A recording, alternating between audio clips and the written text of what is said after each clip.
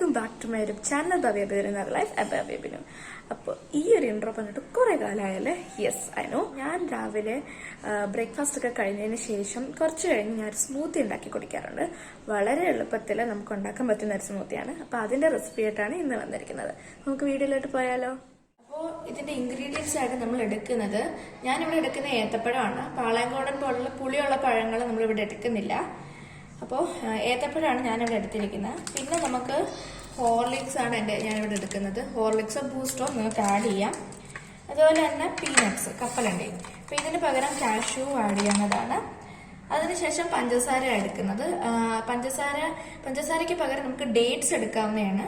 Dates ആകുമ്പോൾ കുറച്ചുകൂടെ taste വരും. അപ്പോൾ നമുക്ക് പഴമൊക്കെ തൊലിച്ചൊന്ന് അരിഞ്ഞെടുക്കാം. അതുപോലെ തന്നെ കപ്പലണ്ടി ഒന്ന് തൊലിച്ചെടുക്കാം.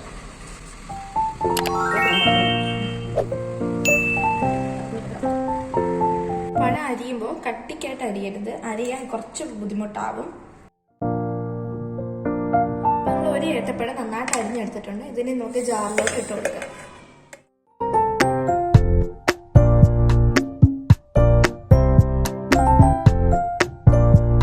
ഓക്കെ, ഇനി കപ്പലണ്ടിയുടെ കാര്യം പറയുമ്പോൾ നമ്മൾ ഒരുപാട് എടുക്കുവാണെങ്കിൽ ഇത് നല്ല കട്ടയായിട്ട് ഇരിക്കും. നന്നായിട്ട് ഇളക്കിയില്ലെങ്കിൽ ഇത് റെഡി ആവത്തില്ല. അപ്പോൾ കുറച്ച് മതി. പിന്നെ നമുക്ക് കുറച്ചൊന്ന് തൊലിച്ചെടുക്കാം. കപ്പലണ്ടി തൊലിച്ചെടുത്തിട്ടുണ്ട്, ഇത്രയും മതി. അതുപോലെ തന്നെ നേരത്തെ പറയാൻ വിട്ടുപോയി, നമുക്ക് 1 ഗ്ലാസ് പാലാണ് കേട്ടോ വേണ്ടത്. ഇപ്പോൾ കപ്പലണ്ടിയുടെ എണ്ണം കൂട്ടുവാണെങ്കിൽ പാലിന്റെ അളവ് കൂട്ടേണ്ടതാണ്. അപ്പം ഞാൻ ഈ പറയുന്ന അളവിലാണ് നമ്മൾ ചെയ്യുന്നതെങ്കിൽ 1 ഗ്ലാസ് സ്മൂത്തി നമുക്ക് റെഡിയാക്കാൻ പറ്റും. അപ്പം നമുക്കിത് ജാറിലോട്ട് ഇട്ട് കൊടുക്കാം. ഓക്കെ, ഇനി നമ്മൾ ഹോർലിക്സ് ആണ് ഇടാൻ പോകുന്നത്. നമ്മൾ ഒരു പാക്കറ്റ് മുഴുവനൊന്നും ഇടുന്നില്ല, കുറച്ച് അതിൻ്റെ ഇടുന്നുള്ളൂ. ഇത്രയും മതി. നമ്മൾ സ്മൂത്തിക്കായിട്ട് ഒരു പിടി കപ്പലണ്ടി ഇട്ടു, ഒരു ഏത്തപ്പഴം മുഴുവൻ അരിഞ്ഞിട്ടു, ഹോർലിക്സും ഇട്ടു. ഇനി നമുക്ക് പഞ്ചസാര ചേർക്കാം.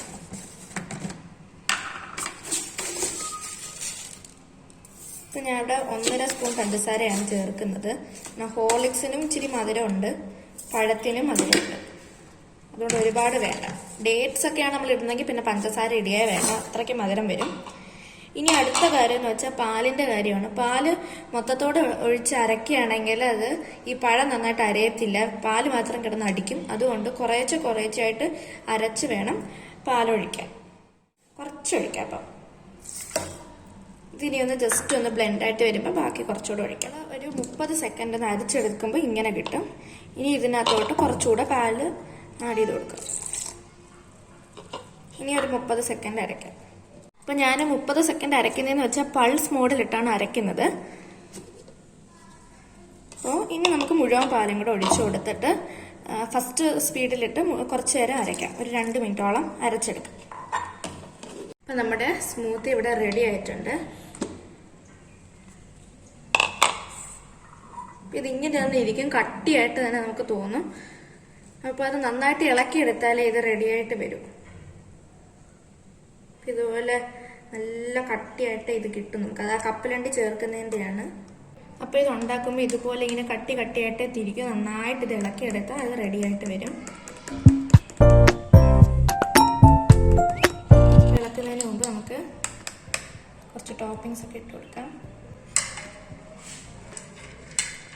ഇതിനകത്ത് കപ്പലണ്ടി ഇടുന്നത് എനിക്ക് ഭയങ്കര ഇഷ്ടമാണ് കേട്ടോ.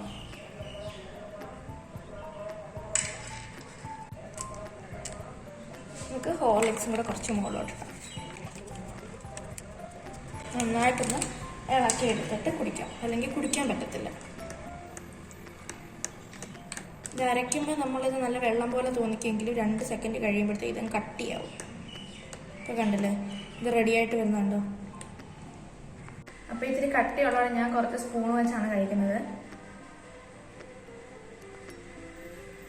ലാസ്റ്റ് എത്തുമ്പോഴത്തേക്ക് കപ്പലണ്ടി കഴിക്കുമ്പോഴുണ്ടല്ല, ആഹാ എന്താ ടേസ്റ്റ്.